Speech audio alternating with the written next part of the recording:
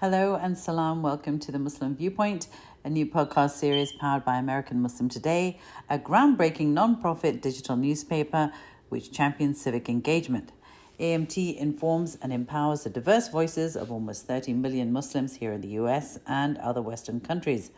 I'm Rifat Malik, I'm AMT's editor-in-chief, and today we have an interview with Dr. Jimmy Jones, who currently serves as the Executive Vice President of the Islamic Seminary of America and is also a member of the American Academy of Religion, where he is a professor of world religions and African studies.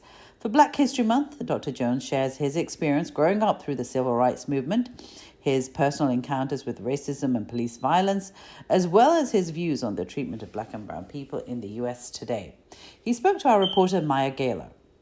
Bismillah ar-Rahman ar-Rahim. I think we've come a long ways from when I was a kid, because I'm older, much older than you are.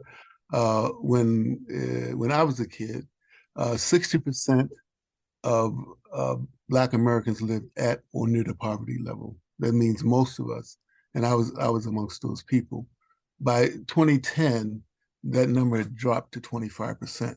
So from an economic perspective, things are not as bad as they were 60, 70, or 80 years ago. I think what's changed is the sort of social cultural milieu in which we operate. That is to say, that anybody with a laptop or a smartphone can start trouble with lots of people. That just wasn't so 50 or 60 years ago. The people who were on the quote fringe uh, didn't have a bullhorn. And I would say that's the biggest difference, because things, like I said, things have gotten better economically in many ways, but they've gotten worse in many ways simply because, like I said, fringe people have moved into the center, is evidenced by some of the politics that we've seen. Right. So can you tell me a little bit more about your personal journey, as a Black American who lived through that movement? Sure. So I was born in Baltimore, Maryland, and I moved to Roanoke, Virginia when I was 6 years old. Baltimore is a southern city, even though Maryland is a border state. When I got to Roanoke, Virginia, I went to school in segregated schools. It was against the law for, quote, white people and Black people to go to a school together. And of course, we always got secondhand books. We never got new books they call us the colored school. Another big difference is the motivation of the teachers. I look at the motivation of the teachers who teach many African American youth here in the Northeast and probably in Texas as well. They're not motivated in the same ways that my teachers were. What do I mean by this? Post-Civil War, after the end of the Civil War and the emancipation of over 6 million formerly enslaved people, one of the priorities for the African American community was to be able to learn to read. I mean, I think one of the reasons is because slaveholders, to a large extent, forbid teaching people who were enslaved to read. And so our literacy rate jumped a good deal in the 50 years after emancipation. I think it jumped up to 7% from around 20%. Don't hold me to those figures, but it was a dramatic increase. And so in the segregated schools, there was an impetus amongst the teachers to make sure that we learned how to read and write and figure and all that kind of thing. I felt that. I mean, I can hear it ringing in my ears right now. Even though we're segregated, doesn't mean that we're stupid. And so the only Shakespeare that I ever really did a book report on, I did a book report on Shakespeare in the fifth grade. The only German I ever learned, I learned from one of my teachers in the first grade. In other words, the teachers were about the business of making sure you learned and making sure that you learned all that they knew. That's a dramatic difference, unfortunately. But for many people, not all, it's just a job. You stay in it long enough and you retire. And that's very, very sad. That's what we lost because of integration, because we lost that sense that education was a mission, that's something we ought to do, it is something we have to do, it's something that is going to be the ultimate in terms of moving us out of poverty. And it worked for many people like myself. I mean, I'm socioeconomically different from my father and my mother because of education, because I went to school, got in high school diploma, got a bachelor's degree, got a master's degree, and got a doctorate degree. And I'm not an anomaly. There are lots, the largest group of people in the African American community are people like myself who were 50, 60, 70 years ago poor, but now belong to the middle class, not solidly middle class, because white wealth and black wealth are still very different. By wealth, I mean owning a property, owning of excess wealth. On paper, many of us may have caught up in terms of a salary, but we don't own the same wealth as white people do. So that's what I came up through. I came up through the segregated South. I thought that was the way life was. I came up in a situation where it was against the law for Black people and white people to marry. That wasn't changed until 1963 with the Supreme Court case. So it was a very different time. Again, it was very, very difficult in terms of being seen as less than in that society. But in terms of being encouraged to speak up, to be proud of myself, to read, to become literate, it was a plus. Unfortunately, like I said, that's often not the case particularly in the inner city school systems that many African Americans still go to. Right. And so then on top of that, you have this intersectionality of also being Muslim. So even in that is a unique experience being a Black Muslim in America. So can you touch on some of these specific challenges that Black Muslims face in America compared to other Muslim ethnicity groups? Well, for one thing, Black Muslim isn't a term I'm fond of because it was coined by C. Eric Lincoln, I believe, in his book Black Muslims in America, and it sort of centers our Blackness as if it was essential to who we are. You need to understand that from my perspective and from a biological perspective, there's no such thing as the Black race or the white race. I mean, we talk as if there's the Black race, right, white race. But from a biological perspective, race is a biological fiction. Our skin color is not relevant to who we are as ethnicities, because you'll travel the world and you see people in India, for instance, who are very light and very, very dark, almost all around the world. And so I prefer to call myself a Muslim American of African descent, centering the Muslim part, particularly since I came from Black nationalism in the sense that one of my road to becoming a Muslim was the reading of the order began with the reading of the autobiography of Malcolm X between my junior and senior years at Hampton University. And I was stunned by the book. I was stunned in two senses. I was stunned by his analysis of race relations in this country. I'd never heard such an analysis. I mean, what I'd heard was there was a guy named Whitney Young who was affiliated with the Urban League who talked about trying to catch up with white people by having certain kinds of programs, and his goal was integration.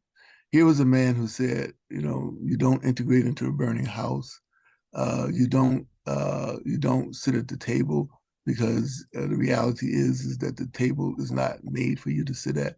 And it was an entirely different analysis, and it opened my eyes to the negative impact of racism in this society.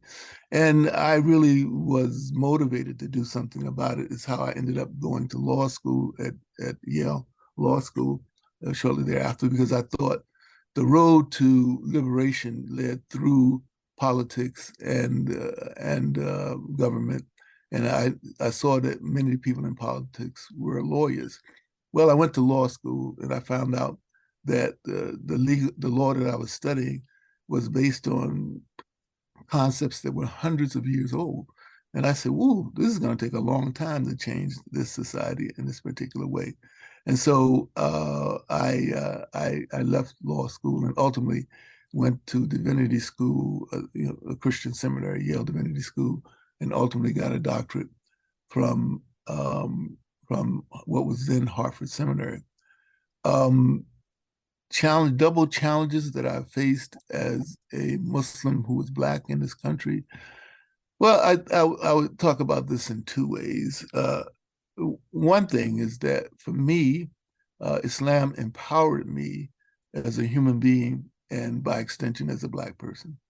And it gave me the analytical tools to understand what my true nature was as a human being, rather than the kinds of things that I was hearing on the one hand from racists, but on the other hand from organizations like the Nation of Islam, which was arguing at that time, and still some people do argue in that group, that the white man is the devil, but they were very loud in arguing that the white man is the devil. So in one sense, I was caught between two negative paradigms. One is that you are less than, that because you're a Black person, you're less than. And the other saying, because you're Black, you're better than everybody else. And so Islam, the Quran, and the way of our beloved Islam taught me better. And I'm very thankful to Allah, because Allah is the one who makes Muslims, that He touched me and brought me into the fold of Islam. And it's empowered me to understand some of the things that I couldn't understand before I took Shahada. Now, when it comes to working across ethnicities in the community, this is my take on this. I think that there is a strong streak of how should we say, because I don't want to use that term. There's a strong streak of prejudice against African Americans in the Muslim American community. It's really there. You see it when people talk about marriage, is one of the ways that it really comes up when somebody who's from Bangladesh or Kuwait wants to marry a male, particularly wants to marry a Kuwaiti woman or a Bengali woman or a Pakistani woman. You see it when it comes up there, and you see it manifest sometimes in the way Muslims who are Black are treated within some communities. On the other hand, I want to state that there's a strong streak of nativism amongst African American Muslims that I've seen and heard myself. That is to say, that's an automatic dislike for people who've immigrated to the United States, and talk about them in ways that the general society does. So for me, part of my role is to try to teach both sides the folly of their ways. That is, the African Americans, the folly of being so nativist, and the people who've immigrated, the folly of adopting the racial mores of the larger society. And there's no doubt that even though race is a biological fiction, the fact of the matter is that we live in a racialized society. What I mean by that, what people perceive you as often dictates how you're treated, right? I run into this all the time, primarily because I'm Black, not because I'm Muslim, primarily because I'm Black, because this people can tell this right away. And I run into it fairly regularly, quite frankly. I ran into it the other night in a hotel where I had lost my wallet when I got to town in Dallas, and then when I got to the hotel that I frequented quite a bit, and for a hotel chain where I was a quote platinum member, which means you have perks. They refused to give me a room, number one. And secondly, they told me that I had arrived at 1 o'clock in the morning. And secondly, they told me that at 2 o'clock in the morning, they closed the lobby and I'd have to leave. Now, I was really flabbergasted by this. I don't think this was because I was Muslim. I would be surprised if a white person, Muslim or whatever, would have been treated the same way. So my point is that most of the negativity I see is not from being a Muslim, and it may be because I'm a male, and women are who cover are more visible. I think that's part of it. But the reality is that colorism is much stronger, I believe, than the anti-religious fervor. Let me tell you show you what I mean by this. During the last presidency, the then president, two of the things that he talked about the most was immigration, right? And those people in the streets who are running wild and tearing up the streets. I mean, he encouraged the police in the wake of George Floyd's killing. He encouraged the police to shoot to kill. And to me, people like him, their world is that dark-skinned people are not worthy human beings. And so I think that people like him, and there are a lot of people like him, 70 million people who, some of which were like him, voted for this person. I think that a lot of them, just if you see brown or black, they see inferior. And so I think if you look at his major negative activities, the so-called Muslim ban, the build that wall, and then telling the police to shoot to kill, all these were aimed at people who are brown and black, who if you're brown and black, you're labeled inferior. Again, for me, quite frankly, I don't run into discrimination as a Muslim inside or outside of the Muslim community. It may be because I'm older. It may be because I happen to be a professor and people call me doctor. And so people are much more deferential to me. I would think that younger women would be more subject to discrimination in the Muslim community than I would be. Right. And you kind of led right into our next question, almost touching on the death of George Floyd in 2020. Obviously, as you know, there's a history of excessive police violence used against Black and brown people. So can you just really give me your thoughts and ideas about how we should address that issue as a nation?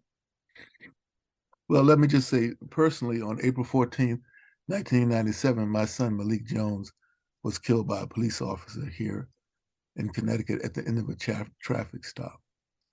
Two things about this. One is that we ought not want to live in a society where people are killed at the end of a traffic stop, as Trey Nichols was recently. I mean, it just doesn't make any sense. In terms of policing, I mean, if you step back, what kinds of sense does it make that you end up killing somebody because you're making a traffic stop? This is very, very bad policing because the reality is that if you look at the statistics, it just doesn't affect people of color. A year after my baby Malik was killed by this police officer in New Haven, let me back up for a moment. When this happened, I called the then chief of police of the city from which the police officer came. Well, it wasn't the city in which it's East Haven, and I called the mayor of the city. I tend to, if I want to get something done, I go straight to the top, like many other people do. And what I said to them, this is shortly after my son was killed. What I said to them is, I said, first of all, and I spoke to them individually. I said, "Do you have anybody in your family who's 21 years old?" Malik was 21 years old when he was killed, and they said yes.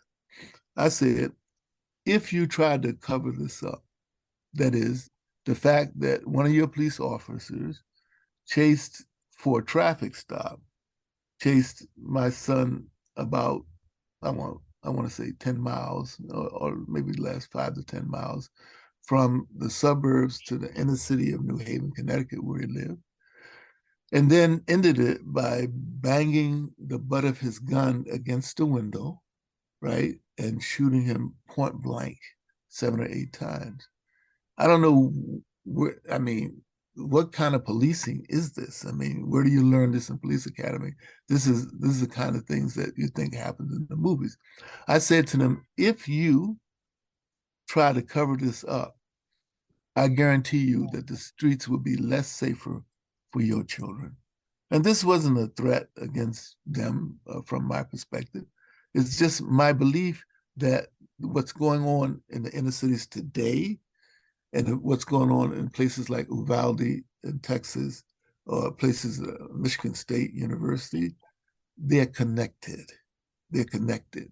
One prime connection between the quote black on black crime in the street and the shooting at Michigan State or Uvalde is the fact that we are the nation that has more guns per capita than more than any other nation in the world.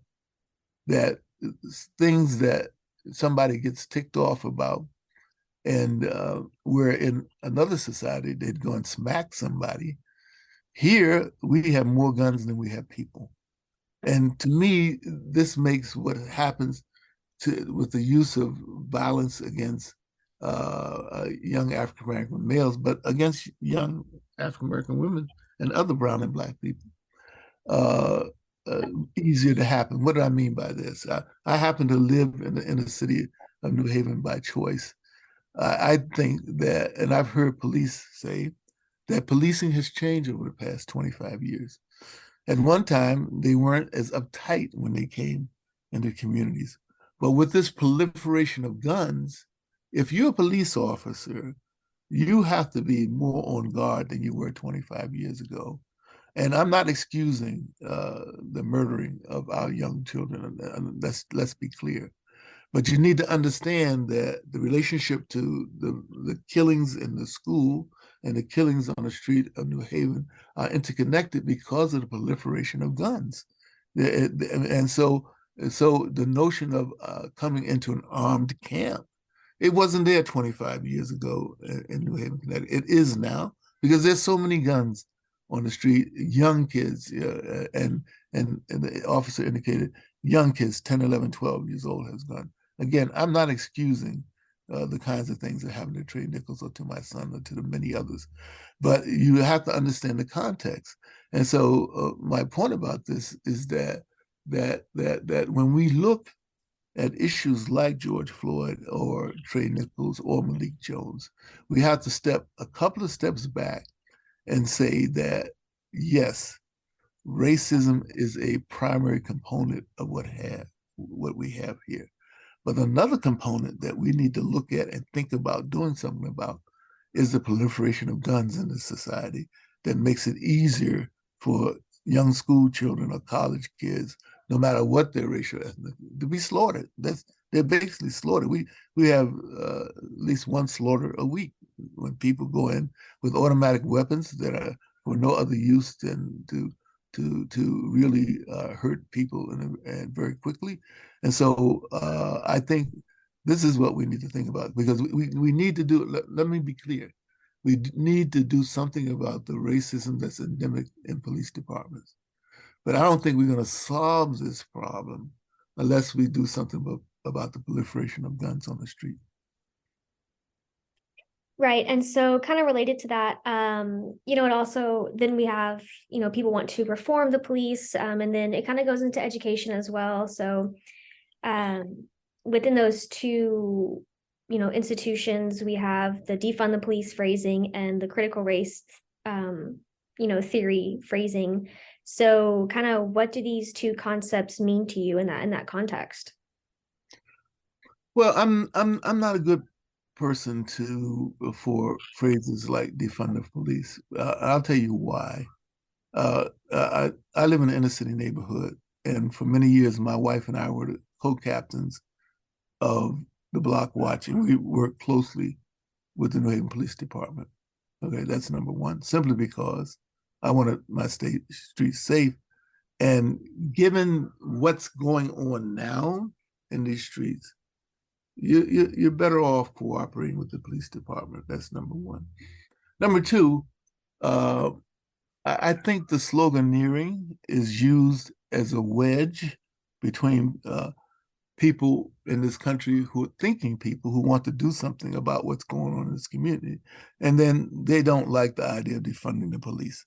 I mean, I'm one of those people who's against starting your discussion with non-starters, and for some people, it's a non-starter. It's not because they're racist.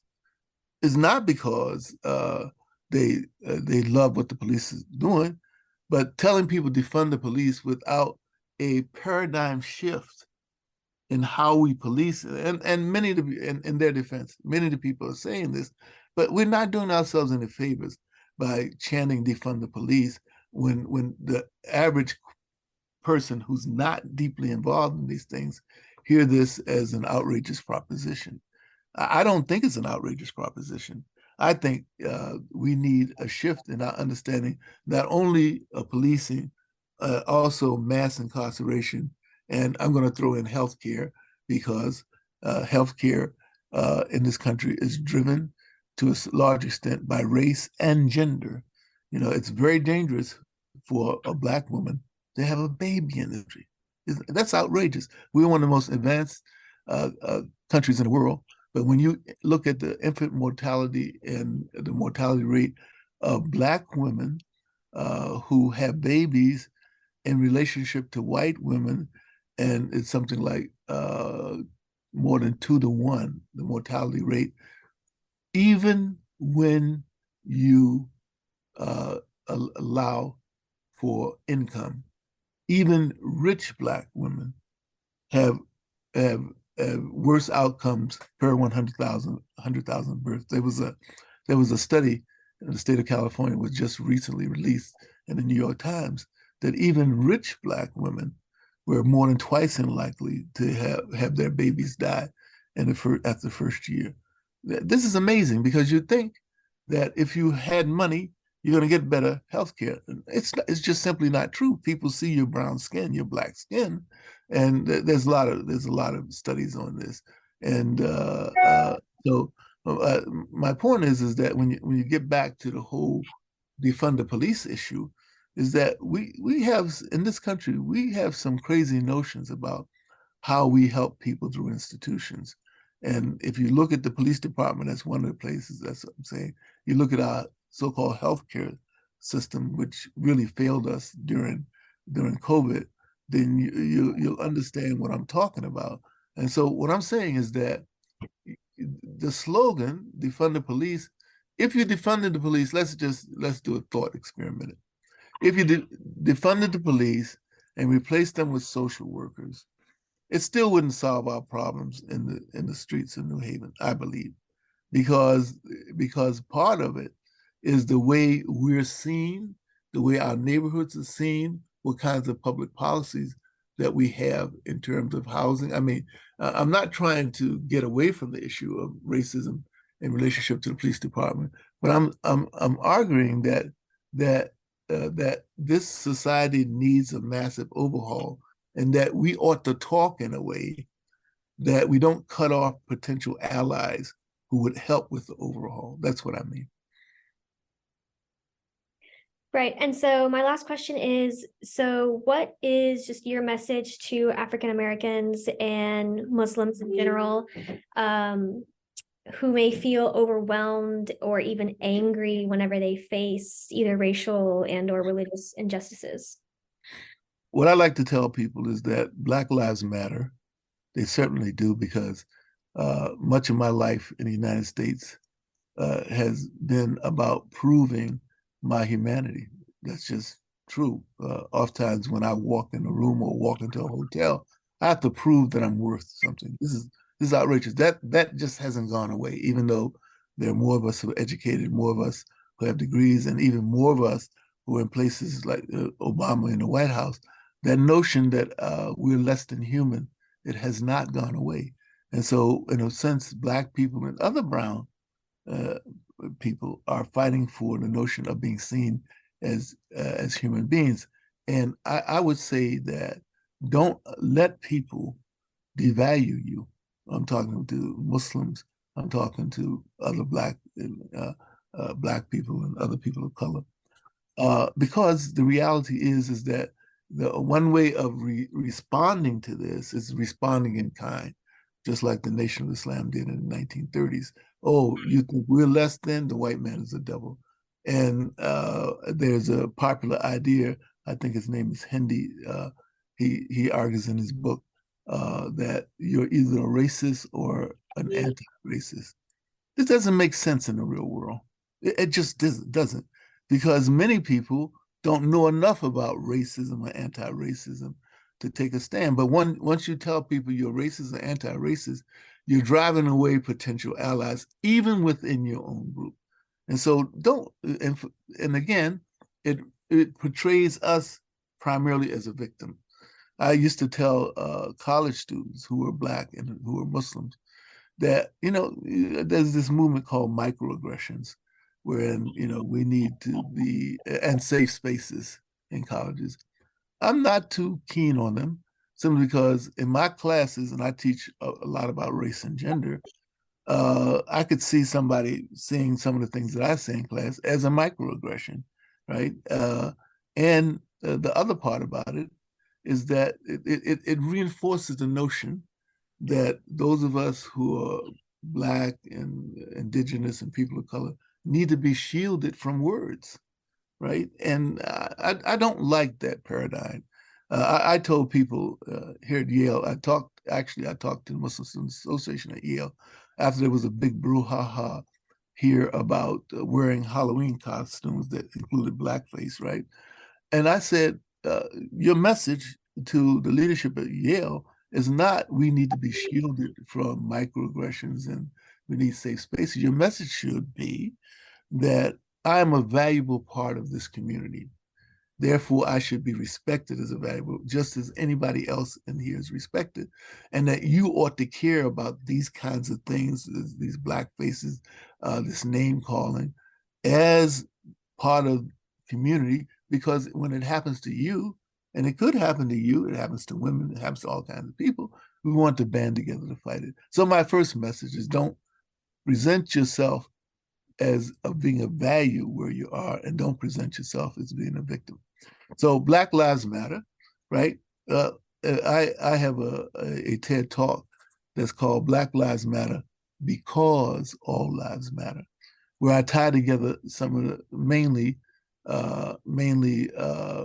sexism and racism, and try to get the people to understand that concurrent with the actions against Black people in this country, there have been other movements to marginalize and even kill white people. A good example is that the turn of the century, when over of the 20th century, not this century, in the 1920s, when over 4,000 Black people were being what the Equal Justice Initiative called, who were racially terrorized by lynchings, over 4,000, the United States of America was sterilizing primarily white people because they thought they were inferior.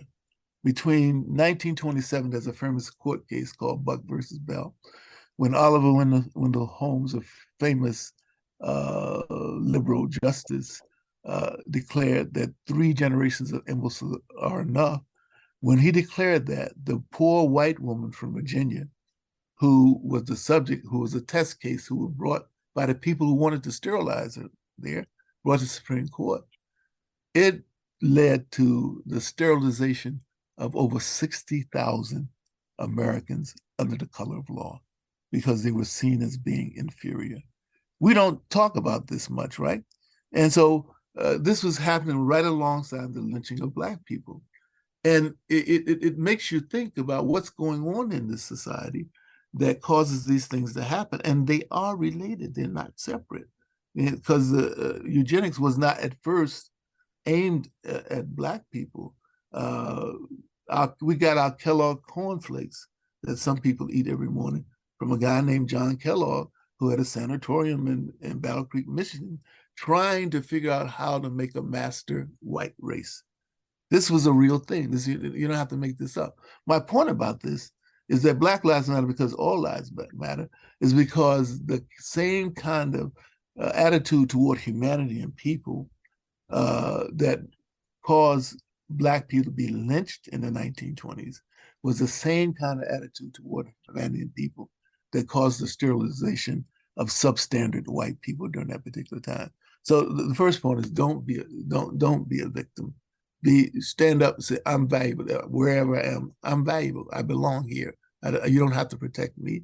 The second thing is to understand that this kind of racial animus is part of a larger idea in the society by a minority of people to marginalize different groups, marginalize women.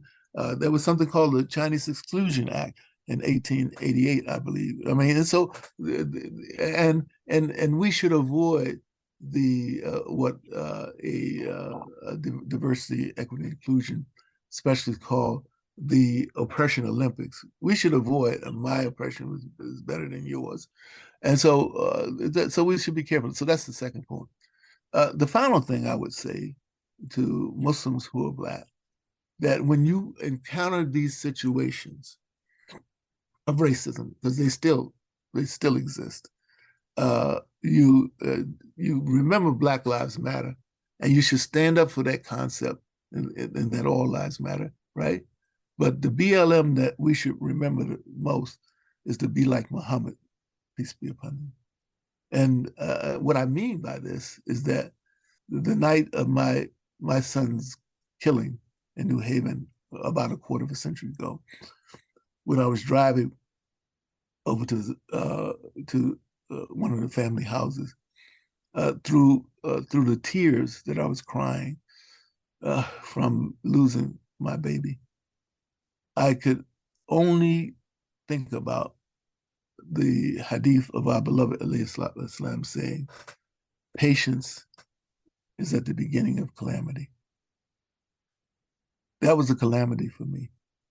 But this is something I'm also a prison chaplain. I've been teaching to the young men just before that. How could I not be other than patient in this situation? And what patience meant for me, at that time, I was very active in the community and very much, of course, the media wanted to talk to me and all this kind of stuff. I was so angry and hurt that I imposed a moratorium on myself with the press for 2 months because I knew that what I've said would not be beneficial to people and beneficial to Malik's memory. So patience. So my point is that we should use the model of our beloved alayhi salatu wasalam. And remember that his founding community was a multicultural community by any stretch of the imagination in a tribal society where what tribe you belong to or what tribe you were a client of was extremely important. We Muslims, we forget this. And so I'm not saying that racism is not a problem. It is a very serious problem. Prejudice can kill you, as it killed Trey Nichols and it killed my son. But to frame it as if it's only all about that and that we don't have a higher standard of justice in these people is extremely important. So those are my 3 pieces of advice. Don't be a victim. Don't forget that you're not the only marginalized group. And whenever you can, be like Muhammad, peace be upon him. Well, thank you so much for joining us this week. From me and Maya, goodbye for now. Be sure to follow us on Instagram, Twitter, and TikTok at American Muslim Today. And if you'd like to read more about this story and access more digital content, feel free to check out our website at AmericanMuslimToday.com. We'll see you next week on the Muslim Viewpoint.